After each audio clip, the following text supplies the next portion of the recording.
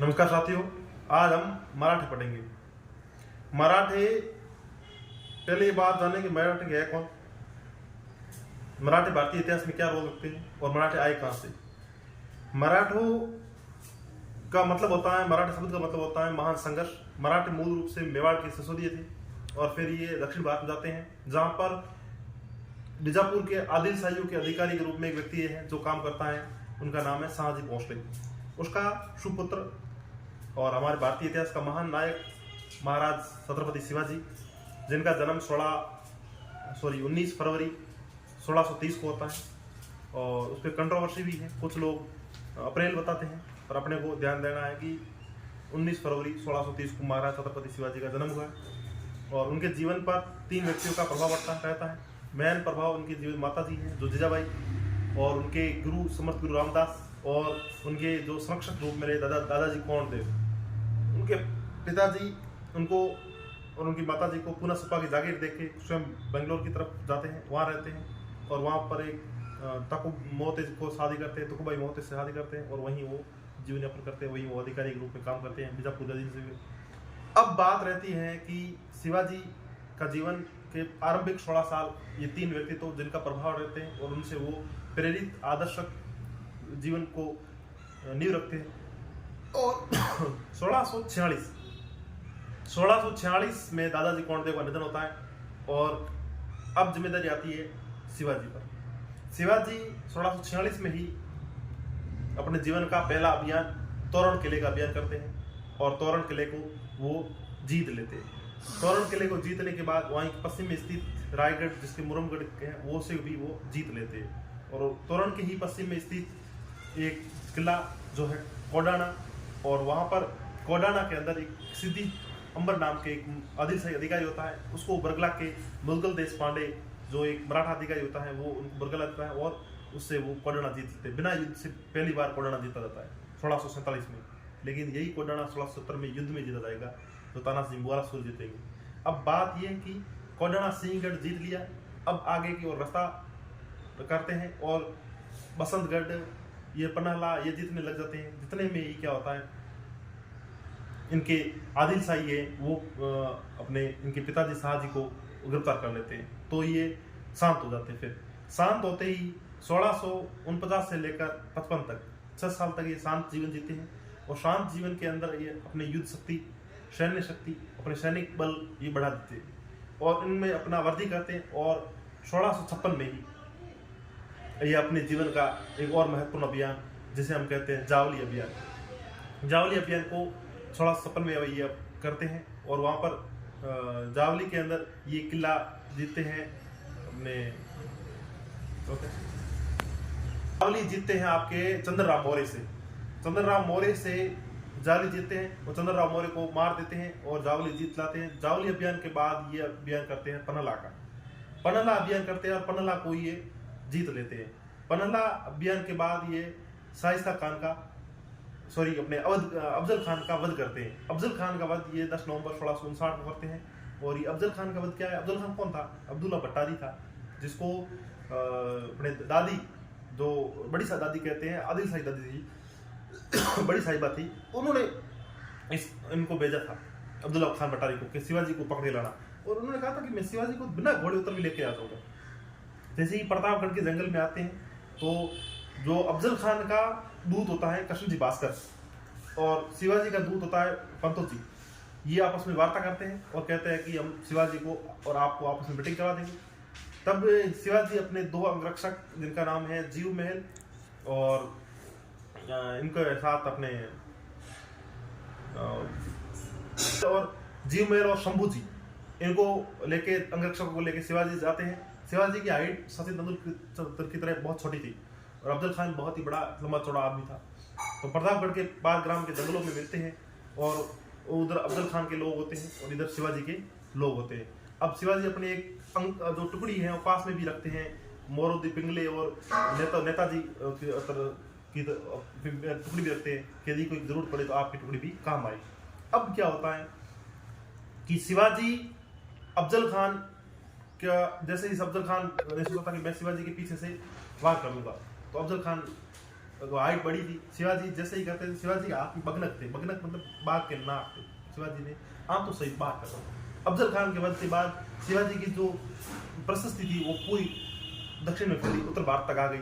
और शिवाजी उसके बाद पन्हाला जीतते हैं, और इधर मतलब शिवाजी पन्हाला किले में जैसे ही होते हैं तब क्या होता है कि शिवाजी के चारों तरफ से घेरा डाला जाता है सिद्दी जोहर के द्वारा।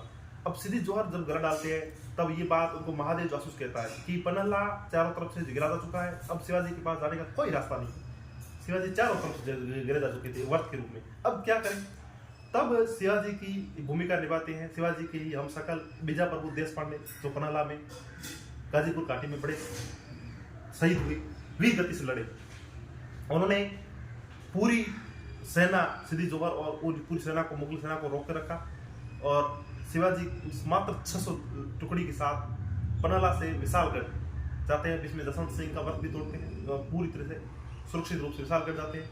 अब क्या होता है, जैसे ही विशालगढ़ पहुंचते हैं पीछे से आदिल शाही क्या करते हैं, उस शिवाजी का राज्य स्वराज पर अधिकार करना शुरू कर देते हैं। तब शिवाजी चाहते हैं अब उत्तर में जाए तो मुगल है, यदि दक्षिण में आए तो आदिल शाही है, तो आदिल शाही से करते हैं संधि और पन्हाला वापस दे देते हैं उनको, किनको, आदिल शाही को। अब आदिल शाही को दे दिया पन्हाला। अब बात रही, अब शिवाजी ने आदिल शाही से संधि कर ली। अब होता है आपके शाइस्ता खान, जो अपने मुगल दक्षिण भारत का गवर्नर था।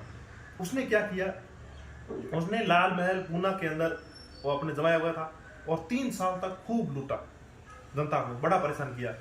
अब शिवाजी को शाइस्ता खान को रोकना था। अब कैसे रोके, शाइस्ता खान को रोकने के लिए शिवाजी ने एक बाराती का डेरा डाला, तो बाराती बन के गए और शिवाजी को ऊपर हमला किया।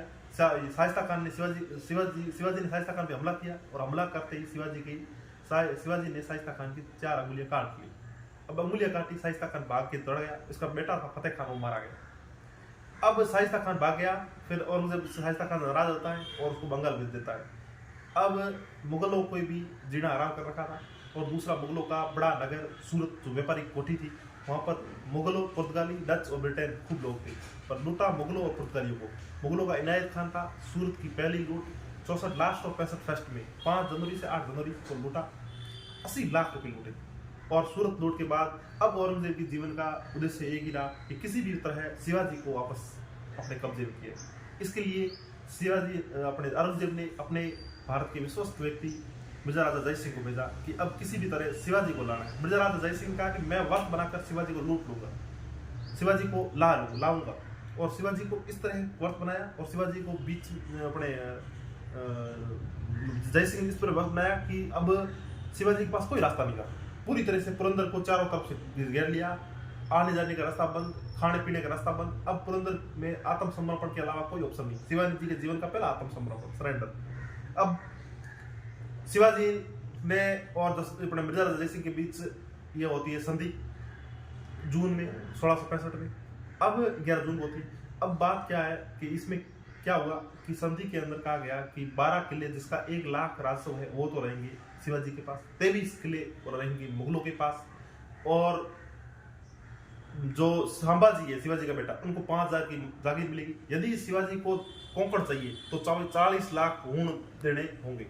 इस तरह का उनके बीच में हुई संधियां, और चले गए ये मई में चले गए थे, और वहाँ पहुँचे 11 मई के आसपास आगरा में, और औरंगजेब ने इनका अपमान किया, इनको दूसरी लाइन में खड़ा किया, और शिवाजी को ये बहुत ही बड़ा अपमान लगा। तब शिवाजी ने हीरोजी की सहायता से, ये जो हीरोजी प्रजन थे उनकी सहायता से शिवाजी भाग जाते हैं, फिर बंगाल से होते हुए थे दक्षिण भारत से वापस आ जाते हैं रायगढ़, और इस तरह शिवाजी वहाँ से छोड़ जाते। अब मुगलों को भी लग गया कि शिवाजी आज में तो नहीं आने वाला। तब जसवंत सिंह की सहायता से, जसवंत सिंह जोधपुर की सहायता से शिवाजी और मुज्जम के बीच में संधि हुई, और जो औरंगजेब पहले और इसको कहता था पहाड़ी चूहा, अब 1668 में राजा की उपाधि देता है, और संभाजी को वहाँ के बरार की जागीरदारी दी, जमींदारी दी, और इस तरह मतलब वापस अपने को प्रतिष्ठापित करते हैं।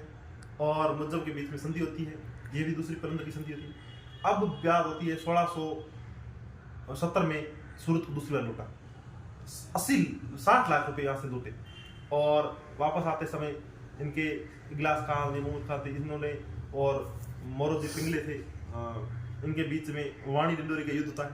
फिर सिलेहर मुल्लेर का युद्ध होता है, शिवाजी अपने शिवाजी की सूरत दूसरी लूट के बाद ये युद्ध होते हैं।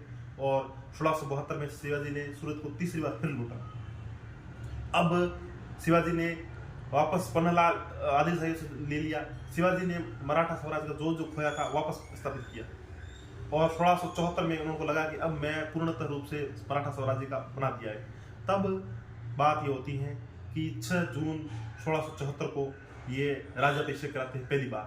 और व्यक्ति होते हैं जिनके महाराज का नाम है अपने गंगाधर भट्ट। वो उनके बनारस के काशी के बड़े पंडित थे ये गंगाधर भट्ट, लेकिन ये वापस कराते हैं और उपाधियां भी कई लेते हैं, हिंदू पदशाही, क्षत्रिय कुलवंतक, गोरक्षक प्रतिपालक, महाराज छत्रपति शिवाजी, ऐसे कुछ उपाधियां लेते हैं और करते हैं। और 17 जून को इनकी माता जी का देहांत हो जाता है, कुछ ही दिन में 11 दिन बाद। और ये आप शकुन मानते हैं।